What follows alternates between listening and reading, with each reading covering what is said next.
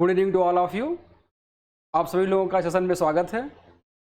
आज के सेशन में हम लोग पढ़ेंगे एसिड, बेस एंड सॉल्ट, अम्ल, क्षार एंड लवण।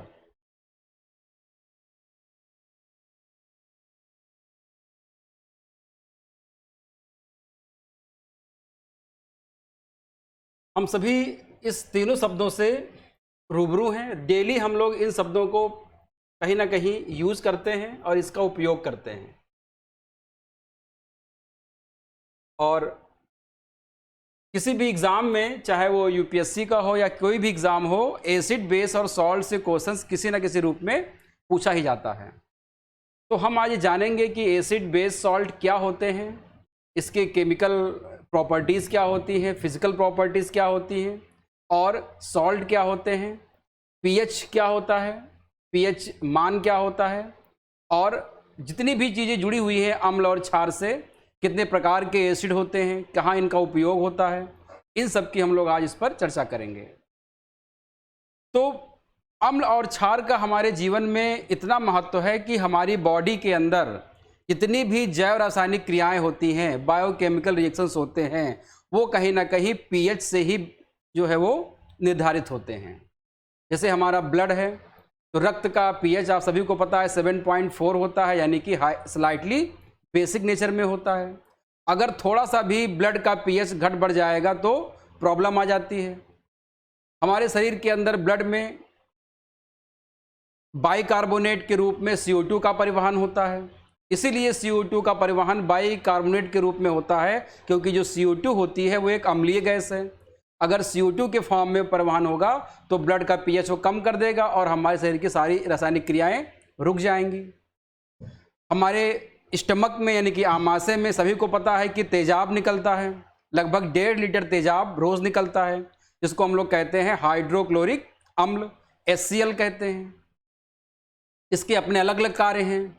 ये भोजन को एसिडिक मीडियम में बनाता है, एंजाइम को सक्रिय करता है, और जो भी भोजन के साथ बैक्टीरिया या कोई भी माइक्रोब्स अगर आ जाते हैं तो उनको वो मारने का भी काम करता है।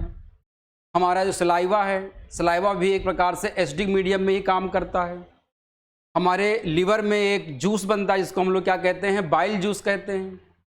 पित्त रस, वो हमारी बॉडी में क्या है, एक प्रकार से बेसिक मीडियम के रूप में होता है, जो गॉल ब्लैडर में स्टोर होता है और छोटी आंत के गृहणी में जाकर के वो भोजन को पचाने का काम करता है।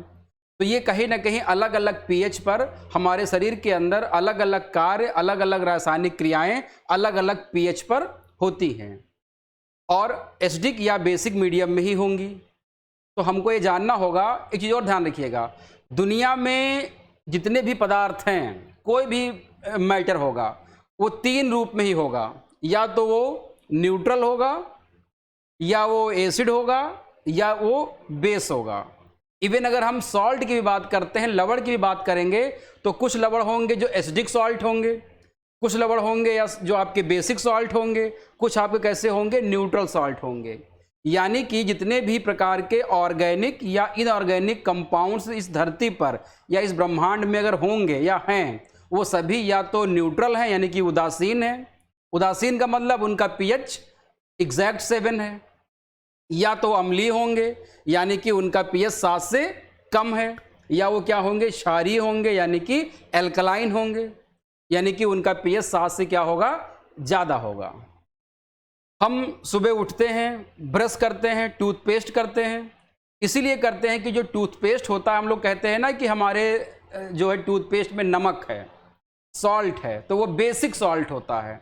वो इसलिए होता है क्योंकि रात में हमारे माउथ में बैक्टीरिया ग्रो करते हैं, और बैक्टीरिया जब फर्मेंटेशन वगैरह करते हैं तो वहाँ पर एसिडिक मीडियम क्रिएट कर देते हैं। वो एसिडिक मीडियम क्या कर सकते हैं कि हमारे दांत को डीके कर सकते हैं, उनका अपक्षरण कर सकते हैं या करते हैं। तो उसको न्यूट्रलाइज करने के लिए हम लोग क्या करते हैं, टूथपेस्ट का उपयोग करते हैं। इस तरह से हम लोग इसको समझ सकते हैं। हम अगर हमारे खेतों में हम ज़्यादा जब उर्वरक का उपयोग कर लेते हैं तो खेत जो है वो किस प्रकार के हो जाते हैं, अम्लीय हो जाते हैं। तो खेतों की अम्लीयता को कम करने के लिए हम लोग उसमें बुझा हुआ चूना, यानी कि इसको हम लोग क्विक लाइम कहते हैं, CaO का यूज़ करते हैं, कैल्शियम ऑक्साइड का, या हम लोग वहाँ पर कैल्शियम हाइड्रोक्साइड का यूज़ करते हैं, इसको हम लोग स्लैग लाइम कह देते हैं। बहुत सारे इंडस्ट्री से बहुत प्रकार के जो इफ्लुएंट निकलते हैं उनको हम सीधे पानी में डालने से बचते हैं, क्योंकि जो भी इफ्लुएंट निकलते हैं वो बहुत हाईली एसिडिक हो सकते हैं या होते हैं। तो अगर वो उसी रूप में समुद्र में या नदी में उसको हम डाल देंगे तो वो हमारी जैव विविधता के लिए हानिकारक होगा। वो क्या होगा कि बहुत सारे जो फ्लोरा और फना होंगे नदी में या समुद्र में, उनको वो प्रभावित करेगा। तो इंडस्ट्रियल इन्फ्लुएंट को हम नदी या समुद्र में डालने से पहले हम उसको क्या करते हैं, उसकी एसिडिटी को कम करते हैं, या अगर बेस है तो उसकी हम एसिडिटी को कम करने का प्रयास करते हैं। कभी देखते हैं कि कहते हैं कि हमारी बॉडी के अंदर क्या हो गया है कि एसिड ज़्यादा बन गया है, या कहते हैं एसिडिटी हो गई है। तो एसिडिटी यानी कि अम्लीयता होने पर हम क्या करते हैं, एक प्रकार से हम लोग उसमें केमिकल का यूज़ कर, जिसको हम क्या कहते हैं, मैग्नीशियम हाइड्रोक्साइड कहते हैं, मिल्क ऑफ मैग्नीशिया कहा जाता है। तो मिल्क ऑफ मैग्नीशिया क्या हो गया, एक प्रकार का एंटासिड हो गया, जो हमारे स्टमक की एसिडिटी को कम करने का काम करता है। यानी कि अम्ल और बेस हमारे शरीर के लिए बहुत ही ज़रूरी है। अगर कहीं पर अम्ल ज़्यादा है तो उसकी हमारी बॉडी क्या करती है, न्यूट्रलाइज करती है, तो एक बफर का काम करता है। ये भी हम पढ़ेंगे बफर क्या होता है। यानी कि बफर का मतलब ये है कि अगर किसी एसिड में हम अगर थोड़ा बेस डालेंगे तो वो क्या होगा, उसकी एसिडिटी न्यूट्रल कर देगा। तो उस प्रकार के विलयन को हम क्या कह देते हैं, बफर विलयन कह देते हैं। तो आज हम लोग यहाँ पे पढ़ना शुरू करेंगे एसिड और बेस और सॉल्ट क्या होते हैं। तो ध्यान दीजिएगा, एसिड जो होते हैं ये शब्द आया है, एक ग्रीक वर्ड है एसिडस। इस एसिडस का हिंदी में मीनिंग होता है, या अंग्रेजी में कह सकते हैं सावर, खट्टा। ये शब्द कहां से आया है, खट्टे से आया है। यानी कि हम कह सकते हैं, यानी हम यहां पे कह सकते हैं कि अम्ल वे होते हैं जो स्वाद में क्या होंगे, खट्टे होंगे। अम्ल वे होंगे जो स्वाद में खट्टे होंगे। आप एक प्रयोग कर लीजिएगा कि जो भी चीज आपको खट्टी लगे उसको अगर आप टेस्ट करेंगे तो आपको उसका पीएच 7 से कम ही मिलेगा। तो खट्टी चीजें क्या होती हैं, वो सब अम्ल हो जाती हैं। ये आप बात ध्यान रखिएगा। और जो बेस होते हैं, जो क्षार होते हैं, ये क्या होते हैं, ये आपके कड़वे होते हैं, बिटर इन टेस्ट होते हैं। क्या होते हैं, बिटर इन टेस्ट होते हैं। इसको आपको ध्यान रखना है। बिटर इन टेस्ट होते हैं यानी कि स्वाद में क्या होते हैं, कड़वे होते हैं। और कड़वे के साथ साथ ये चिपचिपे भी होते हैं। बेस जो होंगे क्या होंगे, वो स्लिपरी होंगे। जब आप उसको छुएंगे तो हल्का चिपचिपा होगा वो। तो बेस की ये खासियत है। क्षार जो भी आपके होंगे वो क्या होंगे, आपके चिपचिपे होंगे। तो उसको भी हम समझेंगे कैसे होते हैं। तो ये बिटर होते हैं और स्लिपरी होते हैं। स्लिपरी होते हैं यानी कि चिपचिपे होते हैं। इसको हमको ध्यान में रखना है। तो ये चीज तो हो गई। अगर हम स्वाद के अनुसार बात करेंगे, टेस्ट में मुंह में रख के हम अगर जानना चाहें कौन सा एसिड है कौन सा बेस है, तो जो कड़वे होते हैं स्वाद में वो सारे अम्ल हो जाएंगे, और जो स्वाद में बिटर यानी कड़वे या चिपचिपे होते हैं, जैसे साबुन है, साबुन क्या होता है, चिपचिपा होता है। तो आप जान सकते हैं कि वो क्या होगा, बेस होगा। तो थोड़ा ध्यान रखिएगा इस चीज़ का। जो चीज़ चिपचिपी होंगी वो आपकी क्या होंगी, बेसिक होंगी। तो अगर आपको 99% ये आपका आंसर सही हो सकता है अगर आप इस चीज़ को ध्यान में रखोगे तो ये आपको ध्यान रखना है। सॉल्ट को हम लोग पढ़ेंगे। सॉल्ट जो होते हैं वो अम्ल और क्षार के संयोग से मिलते हैं, यानी कि एसिड और बेस के न्यूट्रलाइजेशन रिएक्शन से बनते हैं। वो हम लोग अलग से पढ़ेंगे। अभी हम लोग बात करेंगे यहाँ पर एसिड और बेस की बात करते हैं। अब एक चीज़ तो समझ में बात आ गई आपके कि एसिड क्या होते हैं, जो खट्टे होंगे, बेस क्या होंगे, जो आपके कड़वे होंगे। लेकिन हम सभी एसिड बेस को तो चख नहीं सकते हैं ना, प्रॉब्लम आ जाएगी। तो अब क्या, कौन सी ऐसी हम थ्योरी लगाएं या कौन सा ऐसा हम कॉन्सेप्ट लगाएं जिससे हम जान पाएं कि कौन सा एसिड है और कौन सा बेस है। तो समय के साथ साथ इसमें इंप्रूवमेंट हुआ और 3 कॉन्सेप्ट निकल करके आए हैं। उस कॉन्सेप्ट से आप जान सकते हो कि कौन एसिड है या कौन बेस है। और दूसरे क्या होते हैं, उस कॉन्सेप्ट के अलावा एक इंडिकेटर्स होते हैं, सूचक होते हैं।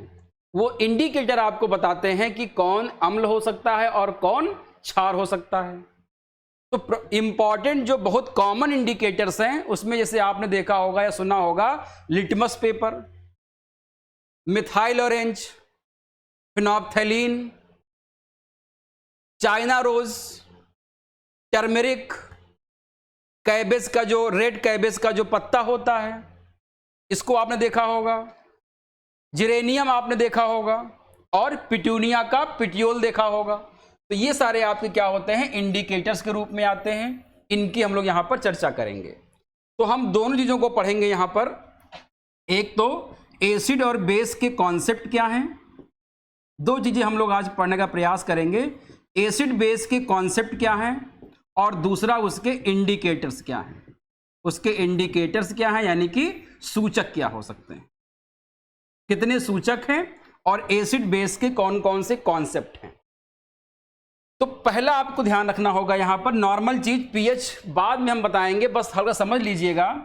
ऐसा हम मान सकते हैं कि पीएच से ही हम बताते हैं कि कौन एसिड है और कौन बेस है। ये पीएच कहां से आया, सोरेनसन ने इसका कॉन्सेप्ट दिया था। पीएच कैसे आया इसको हम आगे एक्सप्लेन करेंगे। आपको केवल इतना भी जानना है कि पीएच अगर 7 है तो कोई भी केमिकल कैसा होगा, न्यूट्रल होगा, यानी कि उदासीन होगा। जैसे आपका डिस्टिल वाटर, आसुत जल, ध्यान रखिएगा, जो हम पानी पीते हैं वो पानी भी क्या होता है आपका, pH 7 नहीं होता है। जैसे दिल्ली का पानी कैसा होता है, उसमें सॉल्ट होता है, एल्कलाइन हो जाता है वो। तो एल्कलाइन पानी पीने में बुराई नहीं है, लेकिन एसिडिक पानी पीने में क्या है, बुराई है। तो अगर हल्का सा एल्कलाइन वाटर है वो आपकी बॉडी के लिए अच्छा काम करेगा। एल्कलाइन का मतलब हो गया कि वो हल्का सा क्या है, बेसिक इन नेचर में है। तो पीएच अगर 7 है तो वो न्यूट्रल हो जाएगा, जैसे आपका डिस्टिल्ड वाटर, यानी कि इसको हिंदी में क्या कहते हैं, आसुत जल कहते हैं, आसुत जल कहा जाता है। अगर पीएच लेस देन 7 है, 7 से कम है, तो उसको हम लोग क्या कह देते हैं, एसिड कह देते हैं, यानी कि अम्ल कह देते हैं। इसी की चर्चा हम लोग अभी करेंगे, कौन से एसिड है कौन से बेस है। और अगर पीएच की वैल्यू 7 से ज्यादा है तो उसको हम लोग क्या कह देंगे, बेस कह देंगे। अब यहां पर दो टर्म आपको दिमाग में बार बार आएंगे या एग्जाम में पूछ सकता है, बेस और एल्कलाइन में अंतर क्या होता है, क्षार और भस्म में क्या अंतर होता है। बेस और एल्कलाइन में अंतर क्या होता है, ध्यान रखिएगा। बेस और एल्कलाइन दोनों का पीएच हमेशा 7 से क्या होगा, ज्यादा होगा, यानी कि दोनों जो होंगे वो आपके बेसिक हैं, यानी कि एल्कलाइन हैं। लेकिन अंतर यह है, ध्यान रखिएगा, सभी अल्कलाइन बेस हैं बट सभी बेस एल्कलाइन नहीं होते हैं। इसका मतलब यह हो गया कि वही एल्कलाइन वही बेस एल्कलाइन कहलाते हैं जो एक्वस सॉल्यूशन में डिसॉल्व हो जाते हैं, यानी कि जो जलीय विलयन में घुल जाते हैं। यानी कि water soluble base are called alkaline. तो एल्कलाइन वे बेस होते हैं, एल्कलाइन वे बेस हैं जो क्या होते हैं, जो पानी में घुल जाते हैं। तो पानी में घुलने वाले बेस को हम लोग क्या कह देते हैं, एल्कलाइन कह देते हैं। तो बहुत सारे ऐसे बेस होंगे जो पानी में नहीं घुलेंगे, और एल्कलाइन अगर है तो बेस हो गया, क्योंकि सभी बेस क्या होते हैं, एल्कलाइन नहीं होते हैं। लेकिन सभी एल्कलाइन क्या है, बेस हैं।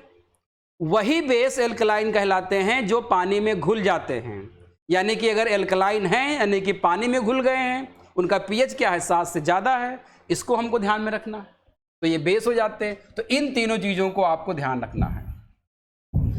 अब एसिड बेस के कॉन्सेप्ट को सबसे पहले जिस व्यक्ति ने दिया था उनका नाम था आरीनियस। 3 हमारे पास कॉन्सेप्ट हैं, ध्यान रखिएगा। एसिड बेस के हमारे पास 3 कॉन्सेप्ट हैं, उनको हमको समझना है। और ध्यान रखिएगा, ये जो कॉन्सेप्ट वाला जो मामला है ये यूपीएससी जैसे एग्जाम में नहीं आता है, लेकिन बीपीएससी या स्टेट पीसीएस, अदर जो स्टेट पीसीएस के एग्जाम है वहां पर ये पूछ सकता है।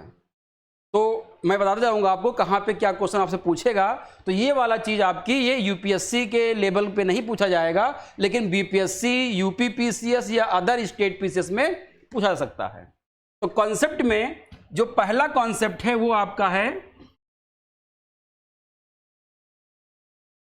ऑरिनियस concept.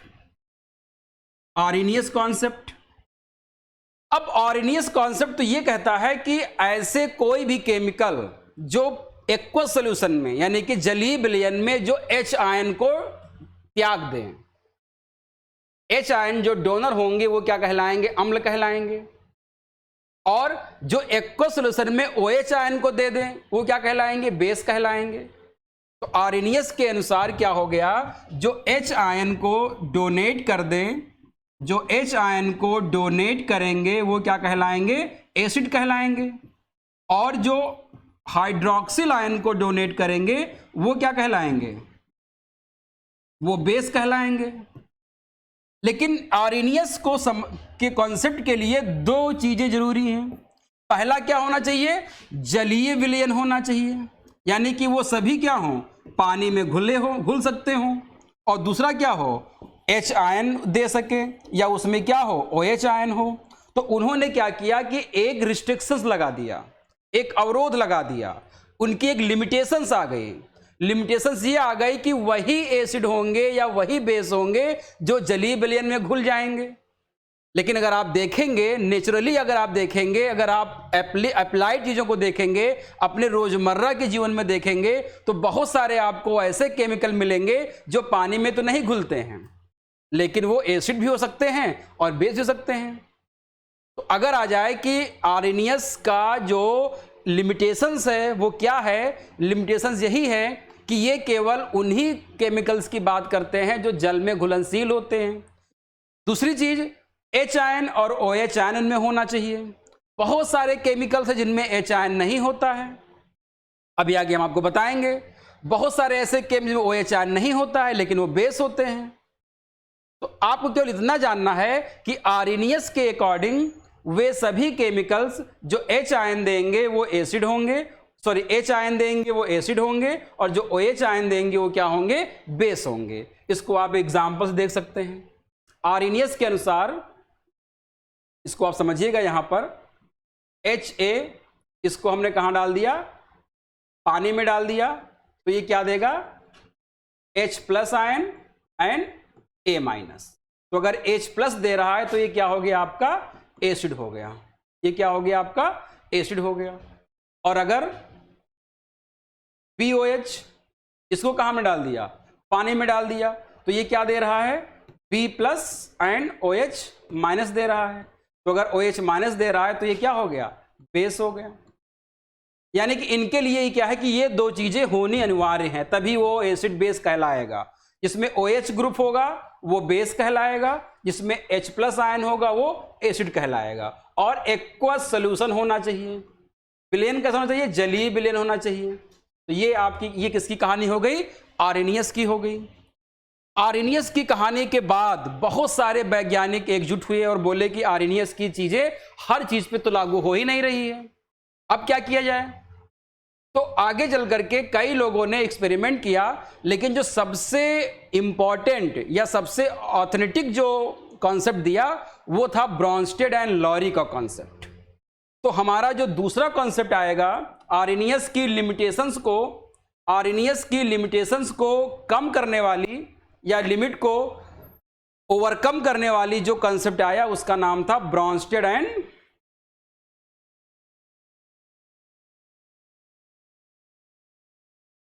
Lorry concept.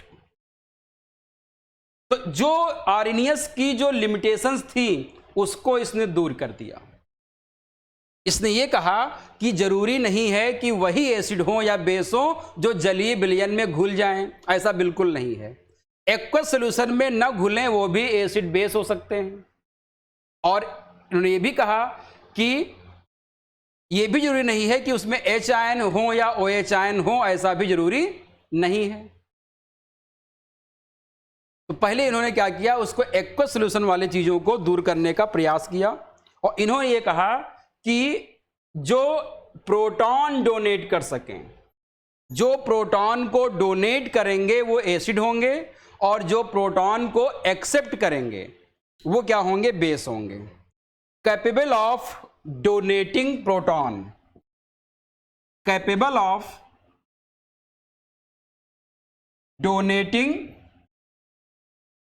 Capable of donating proton, proton का मतलब यहां पर H+ आयन, तो जो H+ आयन को डोनेट कर देगा वो क्या कहलाएगा, एसिड कहलाएगा। किसके अनुसार, ब्रॉन्स्टेड एंड लॉरी के अनुसार वो क्या कहलाएगा, एसिड कहलाएगा।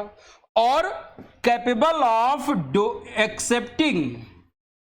एक्सेप्टिंग प्रोटॉन, जो प्रोटॉन को ग्रहण करेगा, एक्सेप्ट करेगा, वो क्या कहलाएगा, बेस कहलाएगा। तो वो OH वाला कॉन्सेप्ट खत्म ही कर दिया इन्होंने कहा OH वाला कॉन्सेप्ट खत्म करो, केवल प्रोटॉन की बात इन्होंने की। जो प्रोटॉन को ग्रहण कर लेगा वो बेस होंगे और जो प्रोटॉन को त्याग देगा वो क्या हो जाएंगे, एसिड हो जाएंगे। ये बात किसने कही, ब्रॉन्स्टेड एंड लॉरी ने कही। तो ब्रॉन्स्टेड एंड लॉरी के अनुसार जो प्रोटॉन डोनर होंगे वो अम्ल होंगे, एसिड होंगे, और जो प्रोटॉन एक्सेप्टर होंगे वो आपके क्या होंगे, बेस होंगे, यानी कि क्षार होंगे। ये बात आपको समझनी चाहिए। इसके लिए सॉल्वेंट की रिक्वायरमेंट नहीं होती है, यानी कि आर्रेनियस का जो कॉन्सेप्ट था सॉल्वेंट वाला, विलायक वाला, एक्वा सॉल्यूशन वाला, उसको ये खारिज कर देता है। सॉल्वेंट नॉट रिक्वायर्ड लिख सकते हैं इसको, इसके लिए सॉल्वेंट नॉट रिक्वायर्ड, सॉल्वेंट की यहां पर रिक्वायरमेंट नहीं होती है। ये चीज आपको ध्यान में रखना है। क्लियर हो गया। तो आर्रेनियस के अनुसार क्या था कि सॉल्वेंट की रिक्वायरमेंट थी, ब्रॉन्स्टेड एंड लॉरी के अनुसार क्या है, सॉल्वेंट की रिक्वायरमेंट यहां पर नहीं है। जैसे एक एग्जांपल से हम देखते हैं आर्रेनियस ब्रॉन्स्टेड लॉरी को, जैसे NH3 प्लस HF। अब यहां पर देखेंगे, यहां पर कोई भी एक्वस सॉल्यूशन की रिक्वायरमेंट नहीं है। जब ये रिएक्शन करता है तो यहां पर क्या बन जाएगा, NH4 प्लस एंड F-। अब आप देख रहे हैं कौन डोनेट कर रहा है, H आयन कौन दे रहा है, HF दे रहा है। तो इसने इसको डोनेट किया तो ये क्या हो गया, एसिड हो गया, और जिसने लिया है वो क्या हो जाएगा, बेस हो जाएगा। और अब इधर की तरफ देखिए, अब इसमें कौन डोनेट कर सकता है, ये डोनेट कर देगा। तो इन दोनों के मुकाबले यहां पर ये क्या हो जाएगा, ये आपका एसिड हो गया और ये क्या हो गया, बेस हो गया। इसको कहते हैं बेस 1 एसिड 1, एसिड 2 बेस 2। और ये क्या है, इस एसिड का ये क्या है, कॉन्जुगेट बेस होता है, और इस बेस का क्या है, ये कॉन्जुगेट एसिड होता है। यानी कि ब्रॉन्स्टेड लॉरी ने एक चीज बताई कि जो पहले बेस था वो आगे चल करके एसिड बन जाएगा, और वो दोनों क्या कहलाएंगे, कॉन्जुगेट एसिड बेस कहलाएंगे। और जो पहले एसिड था वो बाद में क्या बन जाएगा, बेस बन जाएगा। तो ये दोनों क्या कहलाएंगे आपस में, कॉन्जुगेट एसिड एंड बेस कहलाएंगे। यानी कि ये दोनों आपस में कॉन्जुगेट एसिड एंड बेस हैं, और ये दोनों आपस में क्या हैं, कॉन्जुगेट एसिड एंड बेस होते हैं। अब यहां पर आप ध्यान रखिएगा, ये आपका वीक एसिड है, H+ क्या होता है, ध्यान रखिएगा, HF क्या है आपका, एक वीक एसिड है। कैसा एसिड है, वीक एसिड है। और ये ध्यान रखिएगा कि जो वीक एसिड होते हैं इनका जो कॉन्जुगेट बेस होता है वो स्ट्रांग होता है, ये ध्यान रखिएगा। तो वीक एसिड का जो कॉन्जुगेट बेस होता है वो क्या होता है, वो स्ट्रांग होता है, वो क्या हो जाएगा, स्ट्रांग होगा। यानी कि F- क्या होगा, ये स्ट्रांग बेस के रूप में जाना जाता है, क्योंकि ये इजीली क्या करेगा, प्रोटॉन को एक्सेप्ट करेगा, हाईली प्रोटॉन एक्सेप्टर होगा। तो जितनी जल्दी प्रोटॉन को एक्सेप्ट करेगा वो क्या होगा, उतना ज्यादा बेस हो जाएगा। ऐसे ही ध्यान रखिएगा, एक CH3 COO H, ये भी क्या है आपका वीक एसिड है, ये क्या है, वीक एसिड है। और ये क्या बन जाएगा इसका CH3 COO माइनस, ये इसका क्या है कॉन्जुगेट बेस है, ये भी क्या हो जाएगा स्ट्रॉन्ग बेस हो जाता है, ये भी क्या है स्ट्रॉन्ग बेस। तो एक लाइन में कह सकते हैं वीक एसिड का कॉन्जुगेट बेस जो होता है वो हमेशा स्ट्रॉन्ग होता है। वीक एसिड का जो कॉन्जुगेट बेस होगा वो हमेशा क्या होगा स्ट्रॉन्ग होगा। इसको आपको ध्यान में रखना है। एक एग्जांपल आप यहां पे और देख सकते हैं ब्रॉन्स्टेड एंड लॉरी का। सपोज करिए ये आपका हाइड्रोनियम आयन है, यहां पर क्लोराइड, ये सब एक्वा सोल्यूशन में है, यहां पर क्या है आपका अमोनिया है, ये रिएक्शन करते हैं, ये क्या करेगा इसको डोनेट कर देगा, तो यहां पे क्या हो जाएगा NH4 प्लस हो जाएगा, Cl माइनस प्लस यहां पे क्या हो जाएगा H2O हो जाएगा। तो आप देख रहे हैं ये आपका डोनेट कर रहा है, तो ये क्या हो गया यहां पर एसिड हो गया 1, ये एक्सेप्ट करा तो ये क्या हो गया बेस हो गया, बेस 1। अब यहां पे क्या हो जाएगा, ये बेस था तो ये क्या हो जाएगा, अब ये डोनेट करेगा तो ये क्या हो गया आपका एसिड हो जाएगा 2, और ये क्या हो जाएगा आपका बेस, ये एक्सेप्ट करेगा बेस 2 हो जाएगा।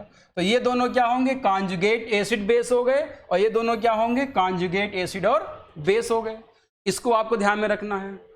तो समझना ये है कि आर्रेनियस ने जो एक्वस सॉल्यूशन वाला जो कॉन्सेप्ट रखा था, ब्रॉन्स्टेड एंड लॉरी ने इसको खत्म कर दिया। लेकिन समस्या अभी बनी हुई है। समस्या क्या बनी हुई है, H+ आयन वाली। यहां पर भी H+ आयन है, H+ आयन से तो हमको छुटकारा मिल ही नहीं रहा है, चाहे हम आर्रेनियस पे आ जाएं या हम ब्रॉन्स्टेड एंड लॉरी पर आ जाएं। तो ब्रॉन्स्टेड एंड लॉरी की जो लिमिटेशंस थी वो यही रह गई कि हमको H आयन से मुक्ति दिलानी है, क्योंकि जब तक H आयन से मुक्ति नहीं मिलेगी तब तक ब्रह्मांड के जितने भी H एसिड बेस हैं वो हमारे कॉन्सेप्ट में नहीं आएंगे। तो हमको एक ऐसा कॉन्सेप्ट लाना था जिसमें H आयन भी ना हो, प्रोटॉन डोनर भी ना हो, प्रोटॉन एक्सेप्टर भी ना हो, और साथ ही साथ एक्वा सॉल्यूशन का भी कोई प्रोग्राम उसमें ना हो। इस चीज को लाने के लिए जो है वो काफी प्रयास किया गया, और लास्ट में जो सबसे महत्वपूर्ण, सबसे जो उपयोगी, या जो सबसे कह सकते हैं कि उसको जो मान्य सिद्धांत आया, कॉन्सेप्ट आया, वो था लेविस एसिड बेस कॉन्सेप्ट, जो आज भी उतना ही प्रचलित है। तो अब हम लोग जो बात करेंगे, तीसरा जो हमारा कॉन्सेप्ट है वो कौन सा आया, Lewis acid base concept. Lewis acid base concept. तो लेविस एसिड बेस कॉन्सेप्ट क्या कहता है कि ना तो हम H आयन की बात करेंगे भैया, ना हम एक्वा सॉल्यूशन की बात करेंगे भैया, हम ना तो हम प्रोटॉन की बात करेंगे, डोनर की बात करेंगे। हम एक नई चीज लेकर के आएंगे जो सभी में होती है। अगर वो केमिकल है तो उसमें वो चीज होगी ही होगी, अगर वो चीज नहीं है तो उसमें उसको हम केमिकल कहेंगे नहीं। वो क्या चीज है, तो वो चीज आपकी है इलेक्ट्रॉन। क्या है, इलेक्ट्रॉन। भाई इलेक्ट्रॉन तो सभी में होंगे। तो लेविस कॉन्सेप्ट और बेस एसिड बेस कॉन्सेप्ट ये कहता है जो इलेक्ट्रॉन एक्सेप्टर होंगे, इलेक्ट्रॉन पेयर एक्सेप्टर जो होंगे वे एसिड होंगे, और इलेक्ट्रॉन पेयर जो डोनर होंगे वो क्या होंगे, वो बेस होंगे। जो इलेक्ट्रॉन पेयर को डोनेट कर देंगे वो बेस होंगे, और जो इलेक्ट्रॉन पेयर को एक्सेप्ट कर लेंगे वो क्या होंगे, एसिड होंगे। ये बात किसने कही, तो एसिड आर स्पीसीज विच क्या करते हैं, which accept electron pair, which accept electron pair. जो इलेक्ट्रॉन पेयर को एक्सेप्ट कर लेंगे वो क्या कहलाएंगे, वो एसिड कहलाएंगे। और बेस क्या होंगे, base are species which donate electron pair, जो क्या करेंगे, इलेक्ट्रॉन पेयर को क्या करेंगे, डोनेट कर देंगे। ये आपको ध्यान रखना है। तो Lewis acid and base concept के अनुसार क्या होगा, जो इलेक्ट्रॉन पेयर को डोनेट कर देगा वो एसिड होगा, और जो इलेक्ट्रॉन पेयर को जो इलेक्ट्रॉन पेयर को डोनेट कर देगा वो बेस होगा, और जो इलेक्ट्रॉन पेयर क्या करेगा, एक्सेप्ट कर लेगा वो क्या होगा, एसिड होगा। यानी कि अगर हम तीनों में तुलना करें, अगर हम तीनों में तुलना करें, किसमें, आर्नियस में, ब्रॉन्स्टेड एंड लॉरी में, और तीसरा लेविस एसिड बेस में, तो आर्नियस के अनुसार क्या हो गया, according to Arrhenius H ion और OH आयन और एक्वा सॉल्यूशन होना चाहिए, तभी एसिड बेस कॉन्सेप्ट आएगा। ब्रॉन्स्टेड लॉरी के अकॉर्डिंग प्रोटॉन डोनर होना चाहिए या प्रोटॉन एक्सेप्टर होना चाहिए। लेविस के अकॉर्डिंग इलेक्ट्रॉन पेयर डोनर होना चाहिए या एक्सेप्टर होना चाहिए। तो H आयन देगा तो एसिड, OH आयन देगा तो बेस, और हमेशा क्या होना चाहिए, एक्वा सॉल्यूशन होना चाहिए। इसने क्या किया, एक्वा सॉल्यूशन वाला कंसेप्ट खाली कर दिया और कहा जो प्रोटॉन को डोनेट करेगा वो क्या हो जाएगा, एसिड, और जो प्रोटॉन को एक्सेप्ट करेगा वो क्या हो जाएगा, बेस हो जाएगा। बाद में लुइस ने क्या कहा कि भाई हटाओ सब चीजें, इलेक्ट्रॉन, प्रोटॉन और H आयन OH आयन हटाओ, अब केवल हम इलेक्ट्रॉन को लेकर के आएंगे। इलेक्ट्रॉन जो डोनेट कर देगा वो क्या होंगे, आपके बेस होंगे, और जो इलेक्ट्रॉन पेयर को एक्सेप्ट कर लेगा वो क्या होंगे, एसिड होंगे। तो ये तीन चीजें जो मैंने यहां पे आपको बताई थी अभी, इसको आप ध्यान रखिएगा। ये चीज जो कॉन्सेप्ट आया हमने एसिड बेस कॉन्सेप्ट, तो तीन कॉन्सेप्ट आपके सामने आ गए, आर्नियस, ब्रॉन्स्टेड लॉरी, और आपके कौन से हो गए, Lewis acid and Lewis base concept हो गया। ये चीज ध्यान रखिएगा, बहुत इंपॉर्टेंट था, यहां से क्वेश्चन पूछे जाते हैं। दूसरा आपका कौन सा है, इंडिकेटर। इंडिकेटर सूचक क्या होते हैं,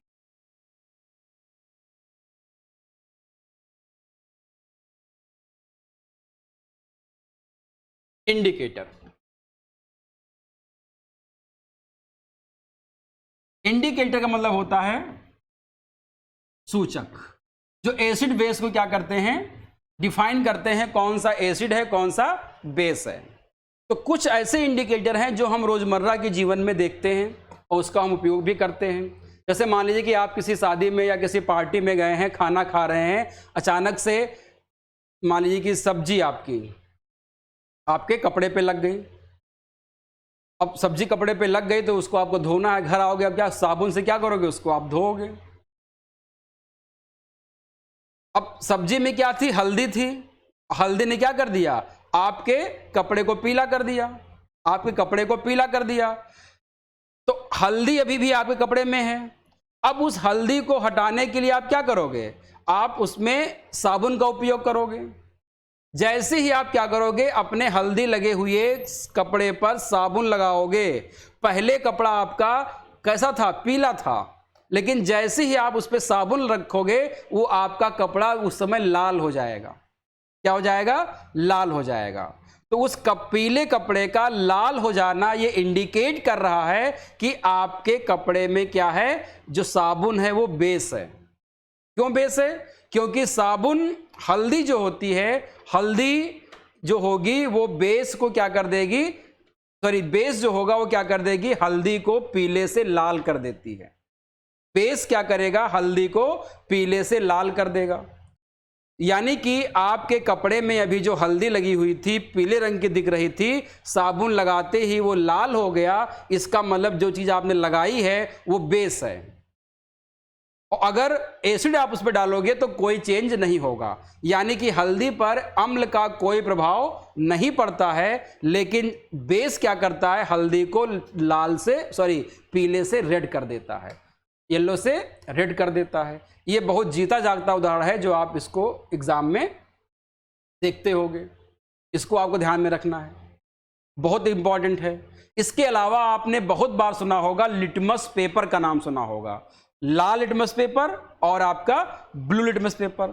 तो हम सबके बारे में बात करेंगे। इंडिकेटर तो वैसे बहुत सारे होते हैं, जैसे आपका लिटमस पेपर,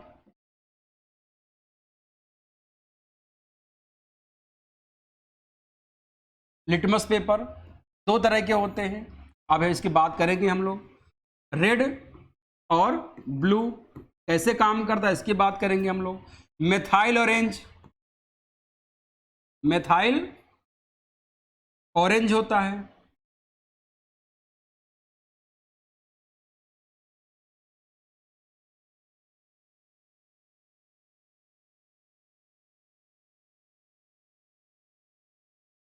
फिनोलेप्थैलीन होता है,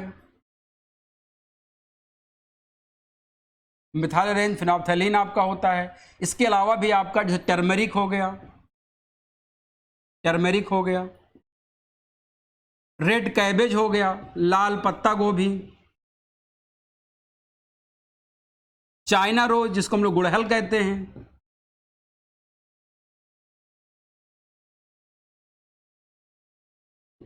चाइना रोज हो गया, गुड़हल हो गया। इसके अलावा एक और एग्जाम्पल है जो आपको एग्जाम में पूछ सकता है, जैसे पिटूनिया होता है, जिरेनियम होता है, पिटूनिया, सॉरी पिटूनिया, जिरेनियम होता है। पिटूनिया की जो आपका जो पेटियोल होता है उसको भी हम इंडिकेटर के रूप में यूज करते हैं। जिरेनियम होता है। एक और होता है हाइड्रेंजिया, हाइड्रेंजिया, ये सारे आपके क्या हैं, इंडिकेटर्स हैं। Litmus paper, methyl orange, phenolphthalein, turmeric, red cabbage, China rose जिसको हम गुड़हल कह देते हैं, petunia, geranium and hydrangea, these are the important. एक और बहुत से इंपॉर्टेंट है, उसके बारे में बात करेंगे, उसको हम लोग कह देते हैं यूनिवर्सल इंडिकेटर। उसके जो हम आगे करेंगे, इसके बात कर देंगे यूनिवर्सल इंडिकेटर क्या होता है।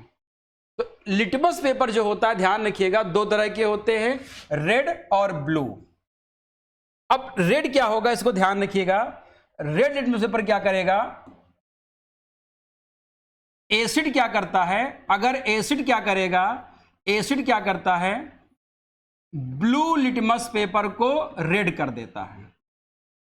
ब्लू को क्या कर देगा, अगर ब्लू को रेड हो रहा है यानी कि आपके टेस्ट ट्यूब में क्या है, अम्ल है। आपने क्या किया, टेस्ट ट्यूब लिया, उसमें एक केमिकल डाल दिया, फिर आपने उसमें क्या किया, ब्लू लिटमस पेपर डाला। अगर ब्लू रेड हो रहा है इसका मतलब आपके टेस्ट ट्यूब में क्या है, अम्ल है। तो एसिड क्या करता है, ब्लू लिटमस पेपर को लाल कर देता है। इसको आप याद रखिएगा, BRA, ब्रा। ब्लू, बी का मतलब ब्लू, आर का मतलब रेड और ए का मतलब एसिड। जो क्या करे, ब्लू से रेड कर दे, वो क्या होगा, आपका एसिड होगा। क्लियर। ऐसे ही आपका क्या है कि अगर आप बेस, एक टेस्ट ट्यूब में आप क्या लेते हैं, बेस लेते हैं, क्या लेते हैं, बेस लेते हैं। अब बेस अगर आपने लिया है तो ये रेड को क्या कर देगा, ब्लू में कन्वर्ट कर देगा। तो बेस क्या करता है, बेस क्या करता है आपका, ये रेड को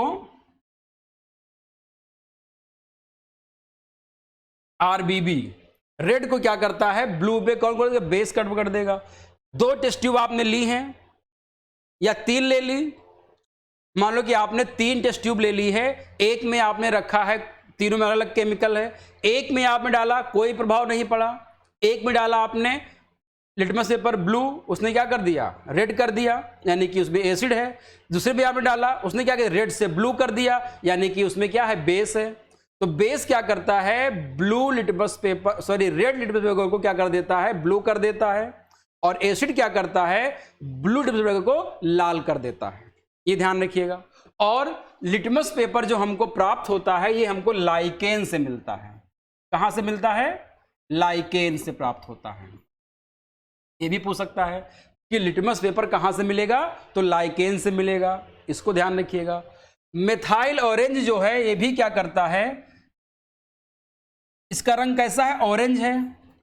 एसिड क्या करता है, एसिड क्या करता है, इसका कलर रेड कर देता है। रेड यहां भी कर रहा है, यहां भी हो रहा है। एसिड क्या कर रहा है, लिटमस पेपर को भी लाल कर दे रहा है, और मिथाइल ऑरेंज को भी क्या कर दे रहा है, लाल कर दे रहा है। तो मिथाइल ऑरेंज अगर आपने केमिकल में डाला है और उस केमिकल का रंग अगर लाल हो गया है, यानी कि आपने मिथाइल ऑरेंज कहां पे डाला है, अम्ल में डाला है, एसिड में डाला है। और अगर आपने बेस में डाला है, तो बेस क्या करेगा, मिथाइल ऑरेंज का कलर क्या कर देता है, पीला कर देता है। मिथाइल ऑरेंज का कलर बेस क्या कर देगा, पीला कर देगा। मिथाइल ऑरेंज का कलर एसिड क्या कर देगा, रेड कर देगा। इसको आपको ध्यान रखना है। इस प्रकार से ये इंडिकेटर का काम करता है। फिनोलेप्थैलीन क्या करता है, एसिड पर इसका कोई प्रभाव नहीं पड़ता है, ये ध्यान रखिएगा। फिनोलेप्थैलीन का एसिड पे कोई भी प्रभाव नहीं पड़ता है, लेकिन बेस को क्या कर देता है, ये पिंक कर देता है। बेस को क्या करेगा, ये पीला गुलाबी कर देता है। बेस को क्या कर देता है, ये पिंक कर देता है। तो फिनोलेप्थैलीन क्या करेगा, बेस को पिंक कर देगा, बट एसिड पर इसका कोई प्रभाव नहीं पड़ता है। एसिड पे इसका कोई प्रभाव नहीं पड़ता है, ये आपको ध्यान में रखना है। हल्दी, टर्पेनिक में भी वही चीज होती है। टर्मेरिक का पर एसिड का कोई प्रभाव नहीं पड़ता है, यानी कि एसिड डालने पर हल्दी के रंग में कोई परिवर्तन नहीं आएगा। लेकिन वही अगर हम बेस डाल देंगे, वही हम क्या कर देंगे, अगर हम हल्दी पे क्या डालेंगे, बेस डालेंगे, तो हल्दी का रंग पीले से क्या हो जाएगा, पीले से लाल हो जाता है। हल्दी का रंग कैसा होता है, येलो होता है, तो ये येलो से क्या हो जाएगा, आपका रेड हो जाएगा। साबुन वाला हल्दी पर अगर साबुन लगाओगे तो रंग क्या हो जाएगा आपका, वो लाल हो जाता है। इसको आपने ध्यान रखा होगा। कभी कभी आपने देखा होगा हल्दी और चूना मिला देते हो उसमें, तो उसका रंग अपने आप लाल हो जाता है। हल्दी में क्या मिलाते हैं, चूना, रंग क्या हो गया, लाल हो गया। जो पंडित जी टीका लगाते हैं, है ना, ध्यान कभी देना, उसमें हल्दी और चूना मिला दिया तो रंग क्या हो गया, लाल हो गया। तो चूना क्या था, बेस था। चूना क्या था, बेस था, और हल्दी का रंग कैसा, पीला था। तो बेस ने क्या कर दिया, उसका रंग क्या कर दिया, पीला कर दिया। बात क्लियर हो गई, इसको आपको ध्यान रखना होगा। तो पंडित जी का टीका हल्दी और इस चूने वाला कैसा होता है, लाल इसलिए हो जाता है क्योंकि चूना क्या है, बेस है, और आपका हल्दी क्या है, आपकी टर्मरिक है, एक इंडिकेटर है, उसका रंग वो चेंज कर देता है। इसको ध्यान रखिएगा। लाल पत्ता गोभी भी क्या करता है, उसका कलर रेड कर देगा। चाइना रोज, ये सारे भी क्या है, आपके इंडिकेटर्स होते हैं जिनको हमको ध्यान रखना है। ये पूछ सकता है। सबसे ज्यादा जो पूछा जाने वाला है वो कौन सा आपका है, लिटमस पेपर। ये आपको ध्यान रखना है, सबसे इंपॉर्टेंट। बाकी अगर आपको हल्दी वाला भी याद रखिएगा, लेकिन सबसे इंपॉर्टेंट क्या है यहां पर, आपका लिटमस पेपर। एक बार समझ लीजिए फिर से इसको। Litmus paper are of two types, one is the red litmus paper, second is the blue litmus paper. When litmus paper insert inside the chemical, if the color of the litmus paper become blue, तो क्या कहेंगे उसको हम लोग, base कहेंगे। यानी कि अगर क्या हो जाए, ब्लू से लाल हो जाए तो उसको हम क्या कहेंगे, एसिड कहेंगे। और अगर लाल से क्या हो जाए, ब्लू हो जाए, तो उसको हम क्या कहेंगे, बेस कहेंगे। ऐसे ही मिथाइल ऑरेंज में क्या है, मिथाइल ऑरेंज क्या करता है, अम्ल को रेड कर देता है और बेस को क्या कर देता है, पीला कर देता है। वही फिनोलेप्थैलीन का एसिड पे कोई प्रभाव नहीं पड़ता है, लेकिन बेस को वो पिंक कर देता है। हल्दी का एसिड पे कोई प्रभाव नहीं पड़ता है, लेकिन बेस को क्या कर देता है, वो लाल कर देता है। इन चीजों को आपको जानना है। एक जो सबसे इंपॉर्टेंट है वो आपको कहते हैं, उसको हम लोग यूनिवर्सल इंडिकेटर कहते हैं। यूनिवर्सल इंडिकेटर कहा जाता है। यूनिवर्सल इंडिकेटर का मतलब होता है जैसे आपने अलग अलग, हम क्या करते हैं उसमें बहुत सारे केमिकल को मिला करके उसको बनाए जाते हैं। आपने पढ़ा होगा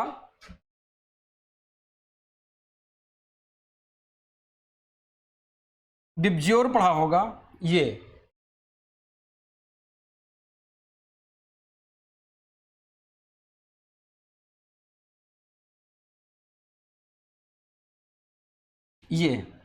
अब यहां पे ध्यान रखिएगा कि ग्रीन कलर अगर आ रहा है किसी चीज का, आप क्या करोगे, इस तरह का आपको एक केमिकल मिलता है अलग अलग रंग के, उसके आप डालोगे तो जो कलर आ जाएगा उसके अकॉर्डिंग जो है आप बता पाओगे कि ये कौन सा केमिकल है। जैसे पेप्सी में डाला आपने, कोका कोला में डाला, चाय में डाल दिया, कॉफी में डाल दिया, वाइन में डाल दिया, पानी में डाल दिया, पानी में डाल दिया, कहीं पे डाल दिया तो आपको अलग अलग कलर आएगा।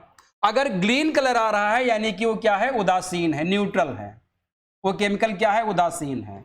हरा रंग अगर आ रहा है यानी कि वो क्या है, न्यूट्रल है, यानी कि उदासीन है, ध्यान रखिएगा। और ग्रीन से अगर हम बढ़ते हैं लेफ्ट की तरफ तो ये एसिड होता है। अगर रेड कलर आ गया है इसका मतलब वो हाईली एसिडिक है, सबसे ज्यादा अम्लीय है।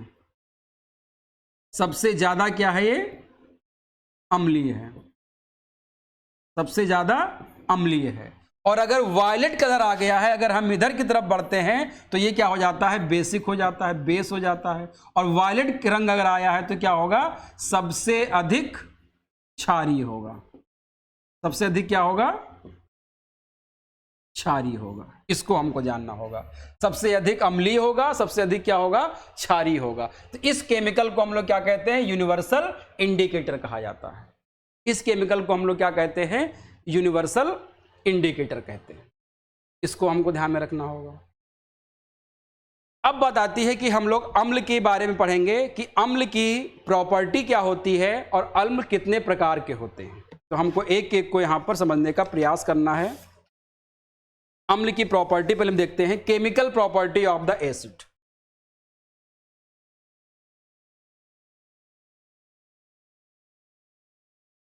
अम्ल के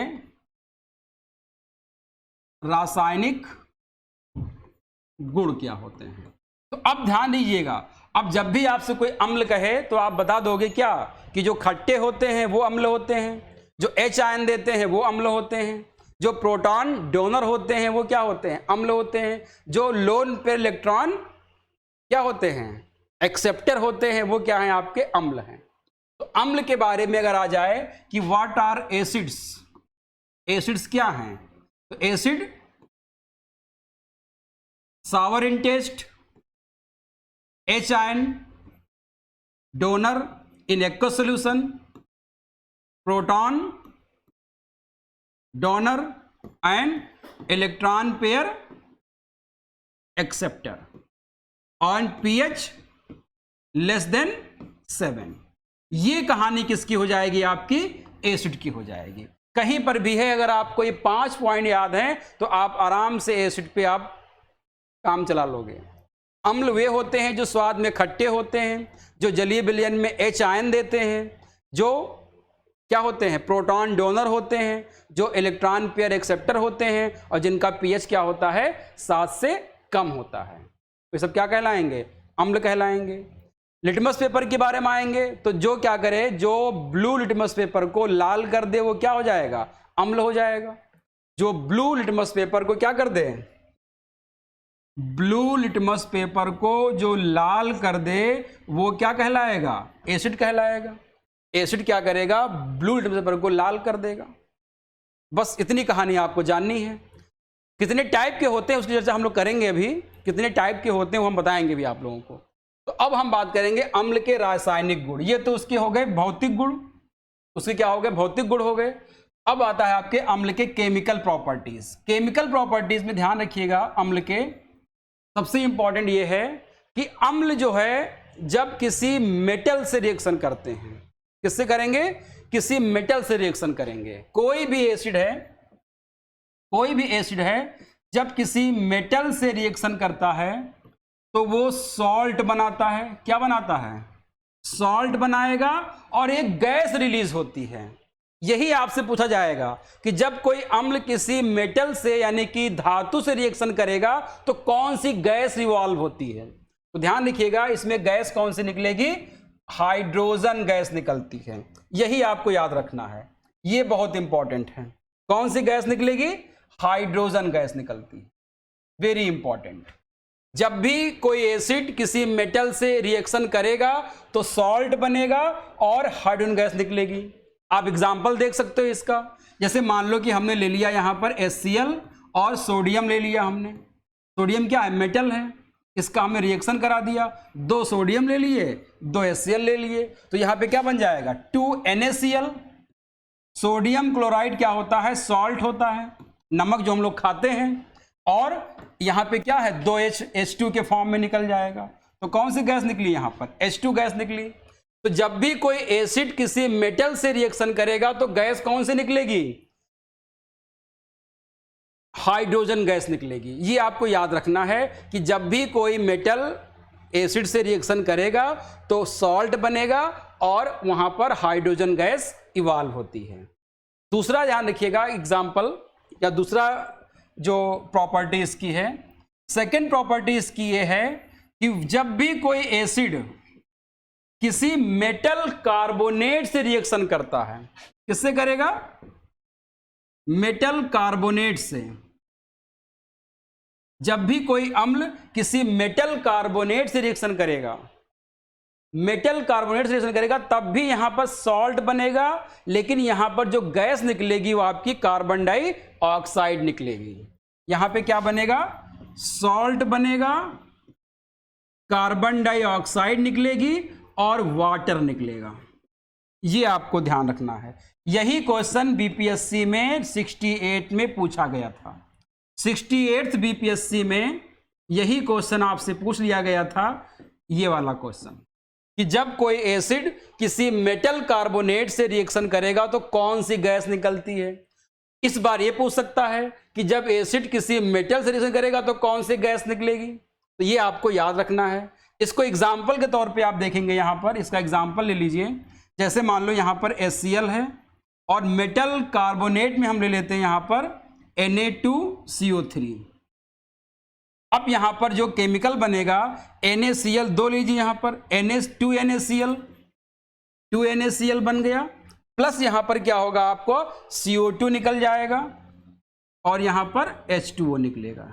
ये लिक्विड फॉर्म में बनेगा, ये गैसियस फॉर्म में बनेगा और ये क्या होगा, ये इवॉल्व हो जाएगा। ये क्या हो जाएगा, ये बाहर निकल जाएगा। तो कौन सी गैस निकल रही है? कार्बन डाइऑक्साइड गैस निकल रही है। तो जब भी कोई मेटल किसी मेटल कार्बोनेट से या मेटल बाइकार्बोनेट से, दोनों से, मेटल कार्बोनेट या मेटल बाइकार्बोनेट, दोनों से रिएक्शन करेगी तो वहां पर कार्बन डाइऑक्साइड गैस यानी कि CO2 इवॉल्व होती है। और जब मेटल से रिएक्शन करेगा तो वहां पर हाइड्रोजन गैस निकलती है। इसको आपको ध्यान में रखना है। तीसरा जो इसका प्रॉपर्टी है, तीसरी प्रॉपर्टी पे आप आइए। जब कोई एसिड किसी बेस से रिएक्शन करता है, कोई भी एसिड किसी बेस से रिएक्शन करेगा तो यहां पर सॉल्ट बनेगा और वाटर निकलेगा। क्या निकलेगा? लिक्विड फॉर्म में वाटर निकलेगा। और इस रिएक्शन को हम लोग कह देते हैं न्यूट्रलाइजेशन रिएक्शन, उदासीनीकरण कह देते हैं इसको। इसी को हम लोग क्या कह देते हैं? Neutralisation reaction, उदासीनीकरण।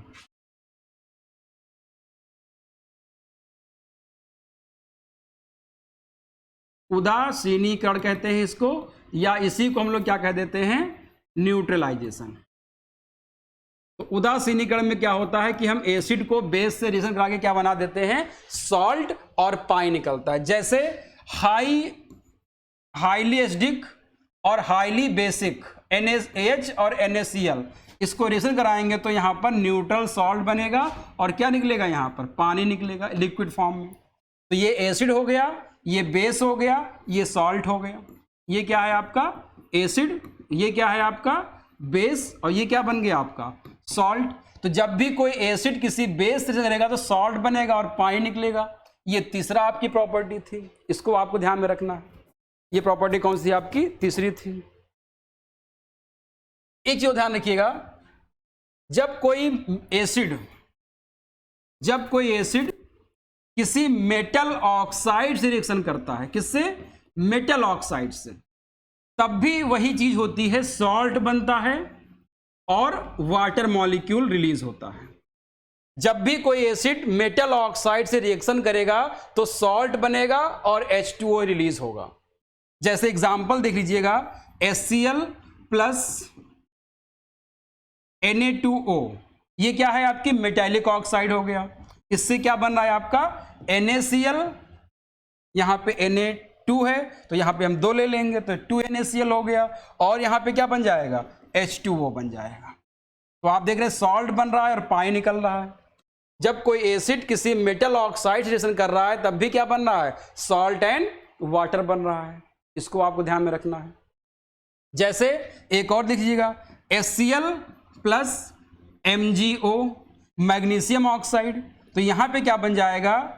MgCl2 plus H2O बन जाएगा। MgCl2 प्लस, तो यहां पे 2 ले लेंगे, ये बन गया आपका M2HCl, MgO, मैग्नीशियम ऑक्साइड यानी कि मेटल ऑक्साइड हो गया, MgCl2 और क्या बन गया? H2O बन गया। इसको आपको ध्यान में रखना है। और पांचवी चीज जो आपको याद रखनी है, जो बहुत इंपॉर्टेंट है, आपसे 100% पूछ सकता है, 100% पूछ सकता है। वो क्या पूछ सकता है, इसको ध्यान रखिएगा कि जब कोई एसिड किसी नॉन मेटल से रिएक्शन करेगा, किससे? नॉन मेटल से रिएक्शन करेगा, तो कौन सी गैस निकलेगी? जब कोई एसिड किसी नॉन मेटल से रिएक्शन करता है तो कौन सी गैस निकलती है? तो इसको आप ध्यान से रखिएगा, इसको समझ लीजिए। कभी भी एसिड नॉन मेटल से नॉर्मली रिएक्शन नहीं करता है, तो कोई भी गैस यहां पर नहीं निकलेगी। नो रिएक्शन लिख लीजिए, नो रिएक्शन, कोई भी गैस यहां पर नहीं निकलेगी। नो गैस इन्वॉल्व, क्योंकि रिएक्शन ही नहीं होनी है। एसिड कभी भी नॉन मेटल से रिएक्शन नहीं करता है। उसकी कहानी अलग है, इलेक्ट्रॉन डोनर इलेक्ट्रॉन एक्सेप्टर वाली, वो यहाँ पे हम उसको आपको नहीं फंसाएंगे। बस इतना याद रखिए कि एसिड कभी भी नॉन मेटल से रिएक्शन नहीं करता है। एसिड कभी भी नॉन मेटल से रिएक्शन नहीं करेगा, इसको ध्यान रखिएगा। वैसे ध्यान रखिएगा एक चीज और सबसे इंपॉर्टेंट है कि कुछ ऐसे केमिकल्स हैं जिसमें एसिड को डालने पर ब्राउन फ्यूम निकलता है, भूरा धुआं निकलता है। ये भी पूछ सकता है कि किस किस केमिकल को डालने पर जो है वो एसिड में ब्राउन फ्यूम निकलता है। तो ध्यान रखिएगा, एक होता है नाइट्राइट, ये मान लो एसिड है।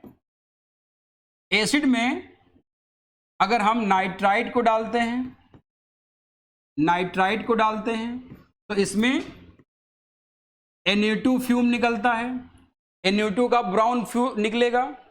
अगर हम सल्फाइड में एसिड को डालते हैं, तो यहां पर H2S फ्यूम निकलता है। और अगर हम यहां पर सल्फाइड डालते हैं तो यहां पर आपका SO2, ये तीनों क्या है आपके? ब्राउन फ्यूम होते हैं, ब्राउन फ्यूम है, ये ब्राउन फ्यूम निकलेगा। यानी कि नाइट्राइट में एसिड को डालेंगे तो NO2 का ब्राउन फ्यूम निकलेगा। सल्फाइड में अगर हम एसिड को डालेंगे तो H2S का ब्राउन फ्यूम निकलेगा। अगर सल्फाइड में अगर हम एसिड को डालेंगे तो सल्फर डाइऑक्साइड का ब्राउन फ्यूम निकलेगा। ये पूछ सकता है, इसको आपको ध्यान रखना। ये सब क्या है? आपकी केमिकल प्रॉपर्टीज हैं ऑफ द एसिड। ये क्या है? एसिड की केमिकल प्रॉपर्टीज हैं।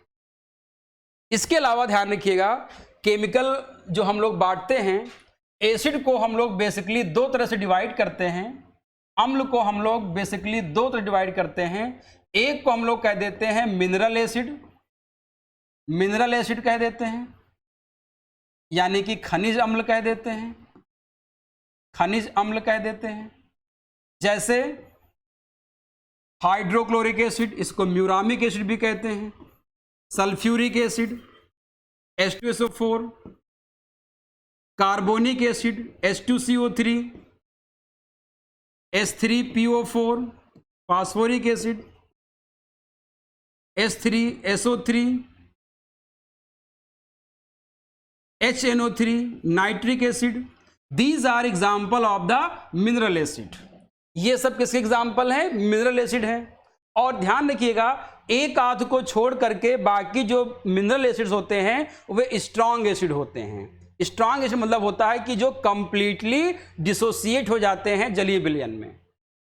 और दूसरे आपके जो होते हैं वो क्या कहलाते हैं? आपके ऑर्गेनिक एसिड कहलाते हैं। ऑर्गेनिक एसिड का मतलब होता है जो प्लांट और एनिमल से हमको प्राप्त होते हैं, प्लांट या एनिमल से हमको प्राप्त होते हैं। जैसे मेथनोइक एसिड, या इसी को हम लोग क्या कह देते हैं? फॉर्मिक एसिड कह देते हैं। नंबर 2 आपका एसिटिक एसिड। नंबर 3 आपका लैक्टिक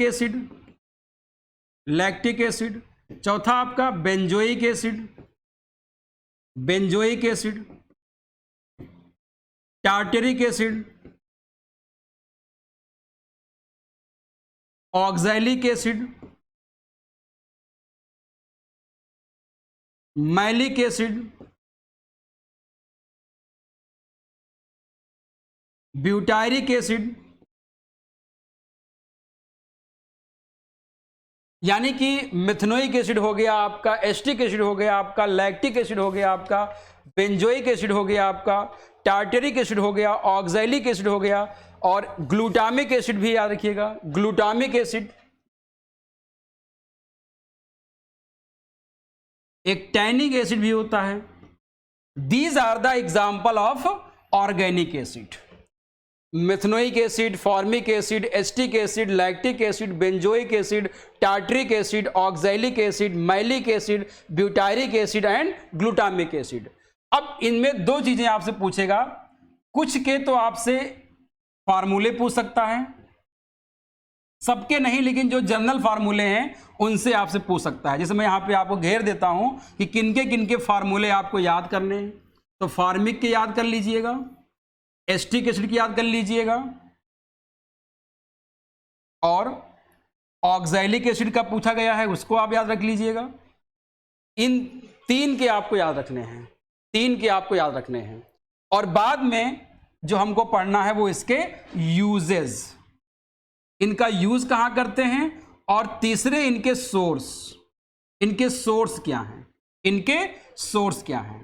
तो इनके फार्मूले, यूजेस एंड सोर्स, इसका भी आपका यूजेस कहां पे करते हैं, इनके भी क्या है यूजेस।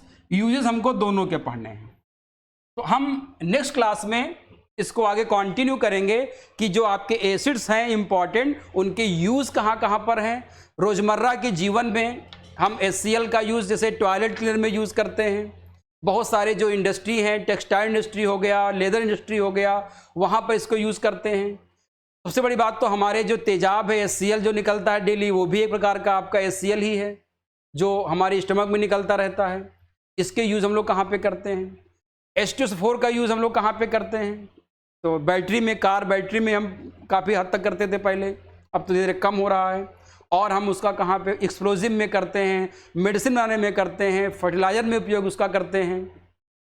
एक्वारेजिया जो 3 और 1 का रेशियो होता है, 3 भाग आपका HCl का और 1 भाग आपका नाइट्रिक एसिड का मिला करके हम एक्वारेजिया बनाते हैं। इसको हम लोग किंग ऑफ द एसिड कहते हैं, अम्लराज कह देते हैं। किंग ऑफ केमिकल अलग है, किंग ऑफ केमिकल हम कहते हैं H2SO4 को, इसी को हम लोग ऑयल ऑफ विट्रियोल कहते हैं। इसके बारे में हम बताएंगे आगे। तो इन सब चीज़ों की चर्चा हम लोग अगली क्लास में करेंगे और इसके बेहतरीन जो यूजेस हैं वो आपको हम बताएंगे और इसके जो है वो सोर्सेज भी आपको हम बताएंगे। तो आज के लिए इतना ही, हम मिलेंगे नेक्स्ट क्लास में, तब तक के लिए thanks to all of you, good day.